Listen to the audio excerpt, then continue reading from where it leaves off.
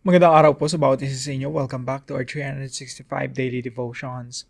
Gusto po mong batiin sinang happy birthday si Sister Muchari Calde ng Cavite. Hello po sa inyo. Ating tatalakayin po ngayong umaga ay patungkol pa rin po sa full armor of God. So kahapon po, tinalakay natin yung belt of truth. Ngayon naman po ay breastplate of righteousness. Yan po ang pag-aaralan po natin. So sabi po dito sa Ephesians chapter 6 verse 14, "Stand firm, then, with the belt of truth buckled around your waist, with the breastplate of righteousness in place." Alam niyo po, pag nakikipaglaban tayo, no, kailangan talaga meron tayong kabanalan. Otherwise, si Satanas, sasabihin niya, nakikipaglaban ka sa akin, pareho lang tayo masama. No, ang hirap eh. Sabihin ni Satanas sa'yo, kunyari ka pang kaaway mo ko, pero kung ano naman yung ginagawa ko, hindi lang ginagawa mo. Diba? Kung paano ako gumagawa ng kasalanan, ganun ka rin, no? So, kailangan, meron tayong baluti ng katuwiran. Breastplate of righteousness. At yan po ang pag-aaralan natin ngayon. Na yung unang katuruan po natin ngayong umaga, the spiritual forces of evil will not give up without a fight. Yung spiritual forces, again, dito po sa Ephesians, sabi rito, put on the full armor of God so that you can take your stand against the devil's schemes. Ibig sabihin, talagang reality ito, no? Yung diablo, meron talagang mga kaparaanan para wasakin tayo, pabagsakin tayo, at ilayo tayo sa Diyos. Meron talagang devil schemes, merong mga pakana ang diablo. And then sabi rito ni Apostol Pablo, for our struggle is not against flesh and blood. Ang pakikipaglaban natin, hindi ito against sa mga tao eh. Though, sometimes nangyayari talaga yun ang laban natin against evil people. Pero hindi lang yun eh. There are evil spirits behind evil people. Merong masasamang elemento, masasamang espiritu ang kumikilos sa laganap na korupsyon sa mundo, laganap na korupsyon sa bansa, at maging sa iba't ibang mga relihiyon. Pag inalipin ng mga diablo yung mga tao sa iba't ibang relihiyon, makikita mo talaga lost, no? Lost yung mga tao. Kung kani-kanino mga Diyos-Diyos ang tumatakbo, especially pag pumunta ka doon sa mga lugar na polytheist, yung maraming mga Diyos-Diyosan. Makita mo, mararamdaman mo talaga na parang bang binabalot ng kadiliman yung isang lugar.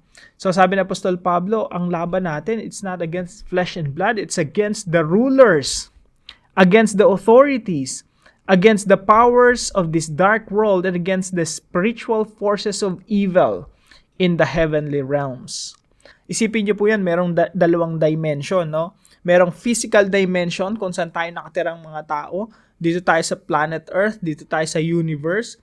Now, meron din silang, kumbaga, some kind of spiritual universe, different dimension. Doon naman nakatira yung mga spiritual beings na yon. Now, hindi ho totally magkahiwala yung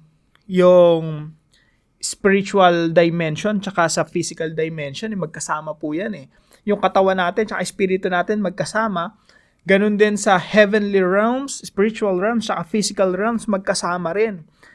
Kung paano tayo naaapektuhan ng ating spirito, paano tayo nakakapag-isip, meron tayong emosyon because of our spirit. Ganun rin yung relasyon ng spiritual dimension sa physical dimension. Kung merong kasamaan sa physical dimension, meron itong relationship sa kasamaan sa spiritual dimension. Now, yung spiritual forces of evil will not give up without a fight. Hindi sila basta-basta susuko. Now, basahin po natin yung Revelation chapter 12. Maganda kung isang buong chapter mabasa natin. Pero bigyan ko lang po kayo ng konting snapshot nito mga talatang ito. Na yung gera po, hindi lamang yung digmaan, hindi lang nangyayari dito sa mundo. Hindi lang sa physical dimension, sa spiritual dimension rin. Hindi lang sa earthly, kundi sa heavenly. Kaya ang sabi po rito, nung pag-akit ng Panginoong Jesucristo sa langit, after niyang mamatay, after niya ipako sa krus, mamatay at umakyat sa langit, sabi rito, pagkaraan nito ay nagkaroon ng digmaan sa langit. Pati sa langit may digmaan. Si Miguel at ang kanyang mga anghel ay nakipaglaban sa dragon at sa mga kampo nito. So ito, hindi natin ito nakikita pero nangyayari sa spiritual realm. May digmaan among angels. Si Michael, the archangel, nakikipagdigma sa dragon kay Satanas. Tapos sabi rito, verse 8, natalo ang dragon at ang kanyang mga kampon at hindi na sila pinayagang manatili sa langit. Kaya si Satanas po dati sa Old Testament, nakakapasok sila dun sa langit eh. Siya yung accuser. Ibig sabihin ng accuser, siya yung nag-aakusa sa mga mananampalataya na, makasalanan yan, dapat yan parusahan, no? So yung great accuser, yung adversary, kalaban talaga siya, pero may access siya dun sa heaven, nakakapasok siya dun sa throne room of God, na, mababasa niyo po yun sa Book of Job. Pero wala na silang authority ever since na umakyat ang Panginoon Jesucristo sa langit. Wala na silang authority, wala na silang kakayahang pumasok pa sa langit. Hindi na sila pinayagang manatili sa langit. Itinapon ng napakalaking dragon ang matandang has na tinatawag na Diablo at Satanas na nandaraya sa buong sanlibutan. Itinapon siya sa lupa kasama ang lahat ng kanyang mga kampon. So yung access na lang ni Satanas hanggang dito na lang sa earthly realm. Wala na sa langit, sa throne room of God. So, kahit na natalo na si Satanas, hindi wala na siyang access doon sa heaven, hindi pa rin sumusuko, tuloy-tuloy pa rin sila. Pero makikita niyo po rito na yung territory ni Satanas kumukonti ng kumukonti. Hanggang maging dito sa earthly realm, hanggang dito sa lupa, mawawalan pa rin siya ng territory kasi sasakupin pa rin ng ating Diyos, pati itong lupa. So, point number 2, the devil cannot accuse the believers anymore. Hindi na tayo pwedeng akusahan kasi namatay ng Panginoon Jesucristo doon sa krus para sa kapatawaran ng ating mga kasalanan. Kaya yung Diablo, hindi na makapasok doon sa throne room of God at makapag-akusa sa mga mananampalataya. Sabi po rito sa verse 10, at narinig ko ang isang malakas na tinig mula sa langit na nagsasabi, dumating na ang pagliligtas ng Diyos, ipinamalas na niya ang kanyang lakas. Bilang hari, ipinamalas din ni Kristo ang kanyang kapangyarihan sapagkat itinapon na mula sa langit ang nagpaparatang sa atin, sa mga kapatid natin, araw at gabi sa harapan ng Diyos. So araw at gabi, nandun si Satanas, sinasabi niya, ito makasalanan itong mga tao na to, pero pinili mo pa rin. So sabi dito sa mga talata nito, araw, gabi, ang ginagawa ni Satanas, paratangan yung mga tao para sabihin, ito mga makasalanan to, ito wala tong karapatan, no? Pero nung umakyat ang Panginoon Jesucristo dun sa langit, siya yung high priest natin, siya naman yung araw at gabi sinasabi sa Diyos Ama, eto mga tao na to, pinatawad na to, wala na to mga kasalanan, nahugasan, ikaw kapatid, nahugasan ka na ng dugo ng ating Panginoon Jesucristo at wala ka ng kasalanan sa harapan ng Diyos, ikaw ay pinatawad na. Yan ang sinasabi ng Panginoon Jesucristo araw-gabi sa harapan ng Diyos Ama. At yung accuser natin, wala na. The devil cannot accuse the believers anymore.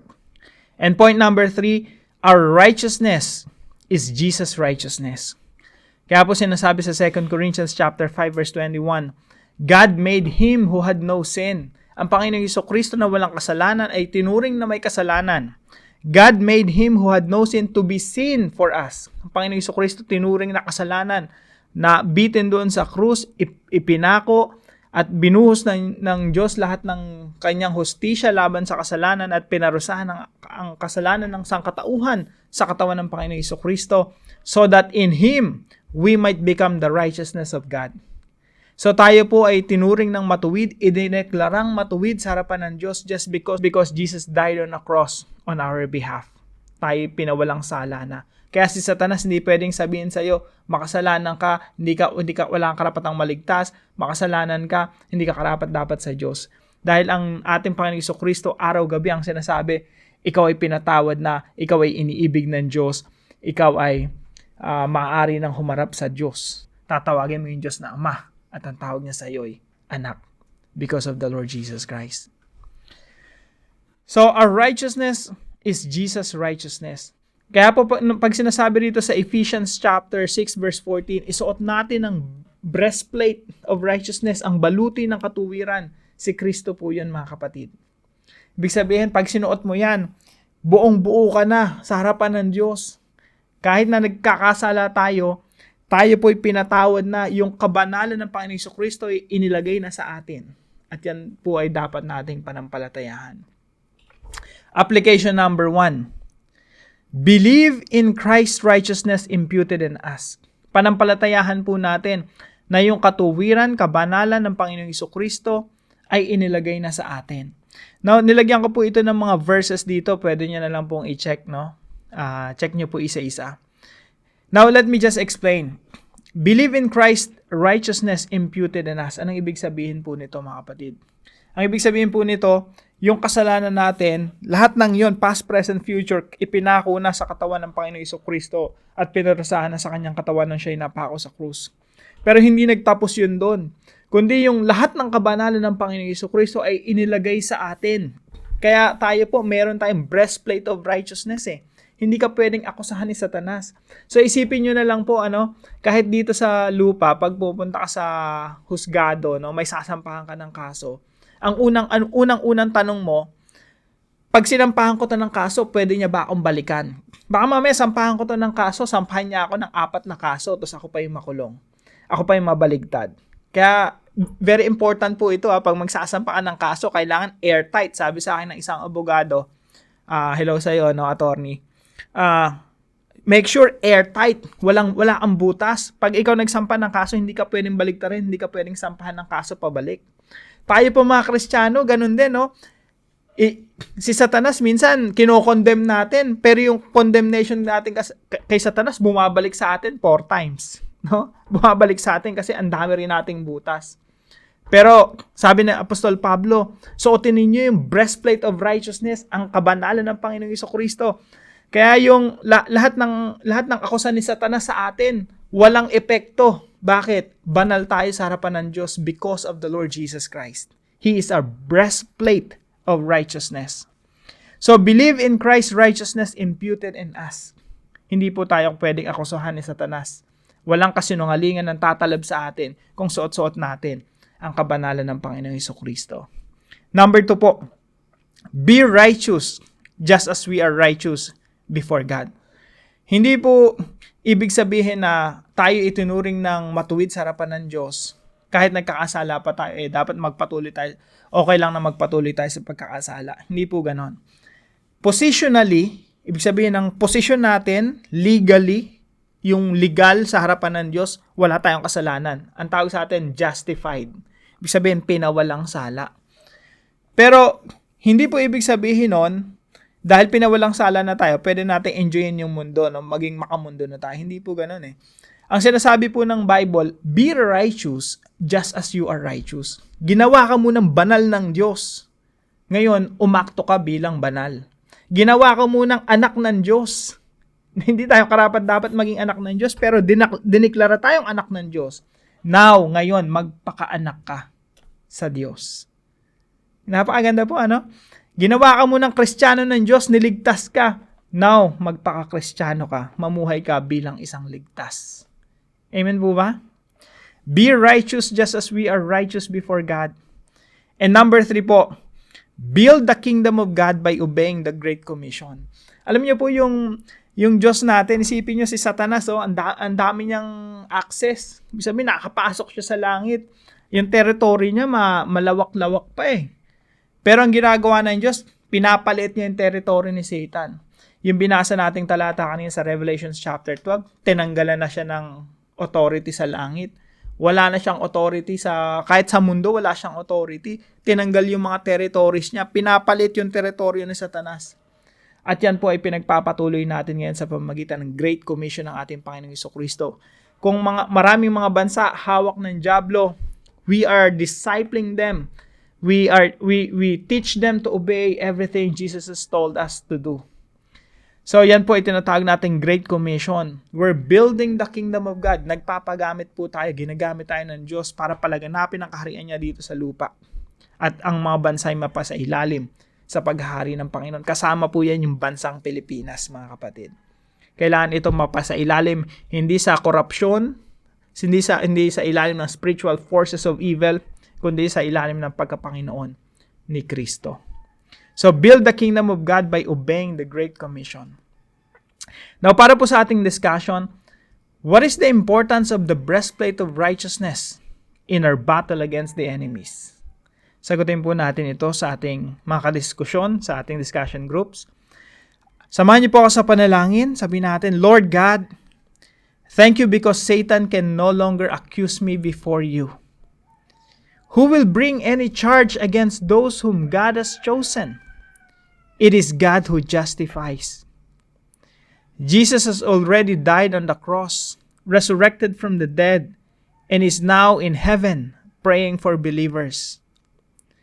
Through Jesus, I am loved, washed by His blood, forgiven, and declared righteous. Satan no longer has any hold on me. I am holy and righteous before you. Thank you for the righteousness of Christ in me. In Jesus' name, amen and amen. Salamat po kay Brother Arnold na katuwang natin sa devotion natin na ito. Pagpalain ka ng ating Panginoon. At kung kayo po yung may natutunan sa devotion natin na ito, ipalam niyo lang po sa comment section right below this video. And please share this devotion to your family and friends. God bless you po. See you po tomorrow.